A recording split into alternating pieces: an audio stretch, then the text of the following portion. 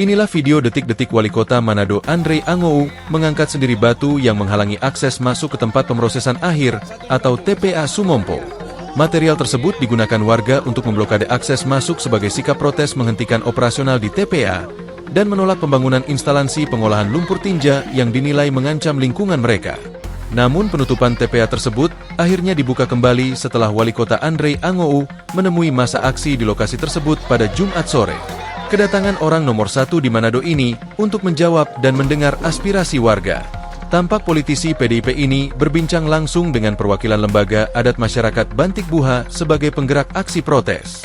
Usai pertemuan tersebut, penutupan TPA akhirnya kembali beroperasi. Warga merasa aspirasi mereka didengar pemerintah, yakni pembangunan instalasi pengolahan lumpur tinja dibatalkan. Sementara operasional TPA tetap berjalan sambil menunggu koordinasi dan kebijakan final dari pemerintah pusat.